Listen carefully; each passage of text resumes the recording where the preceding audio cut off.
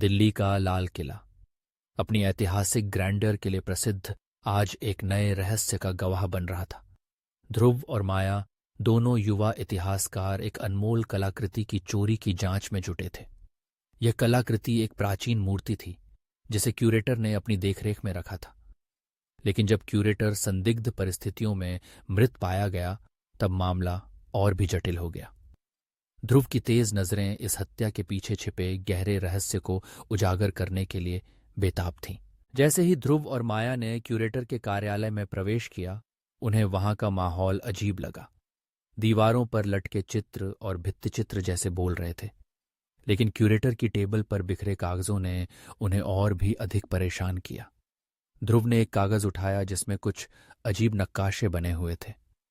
ये नक्काशे तो किले के अंदर के छिपे हुए स्थानों के हैं, माया ने कहा। उसकी आंखों में उत्सुकता थी। वे दोनों नक्काशों का अध्ययन करने लगे। अचानक माया की नजर एक विशेष स्थान पर पड़ी। यहां ये सुरंगें, क्या तुम सोचते हो कि ये कहीं हमें उस चोरी हुई मूर्ति तक ले जा सकती हैं? ध्रुव ने सिर हिलाया। हमें यह पता लगाना होगा, लेकिन पहले हमें और सबूत इकट्ठा करने होंगे। जैसे ही उन्होंने क्यूरेटर के कमरे की खोजबीन की, उन्हें एक पुरानी डायरी मिली। डायरी में क्यूरेटर के विचार थे, जिसमें वह किसी गहरी साजिश का जिक्र कर रहा था। यह तो साफ है कि कोई यहां कुछ बड़ा छिपा रहा था, ध्रुव ने कहा।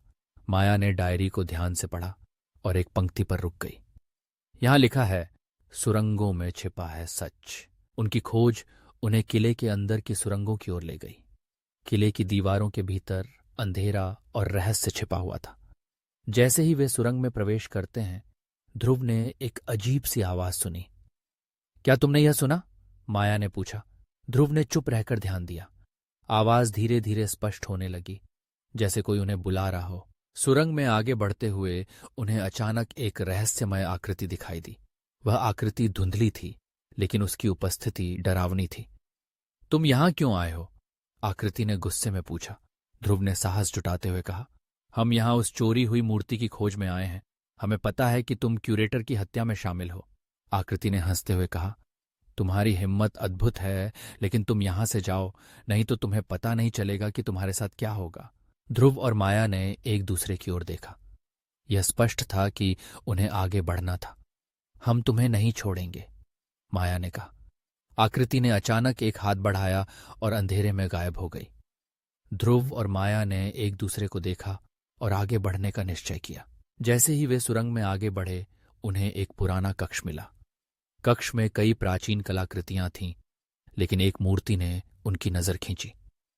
यह वही मूर्ति थी जो चोरी हुई थी। ध्रुव ने उसे पहचान लिया, लेकिन जैसे ही वह मूर्ति के पास गया, अचानक से कक्ष का दरवाजा बंद हो गया। क्या हुआ? माया ने घबराते हुए पूछा। ध्रुव ने कहा, हमें यहां से निकलना होगा। लेकिन तभी वही रहस्यमय आकृति फिर से प्रकट हुई। तुमने जो किया है उसके लिए तुम्हें कीमत चुकानी होगी। ध्रुव ने हिम्मत जुटाई और कहा, हम सच जानना चाहते हैं। हम तुम्हारी धमकी से नहीं डरेंगे। आकृति ने अपने हाथों में एक पुरानी किताब उठाई और कहा, यहां छिपा है तुम्हारा अगला सुराग। किताब में एक गुप्त संदेश था जो उन्हें एक नई दिशा की ओर ले जा रहा था। तुम्हें इसे समझना होगा, तभी तुम आगे बढ़ पाओगे, आकृति ने कहा और फिर से गायब हो गई। ध्रुव ने किताब को ध्यान से देखा। यहां लिखा है कि हमें किले के बाहर एक विशेष स्थान पर जाना होगा।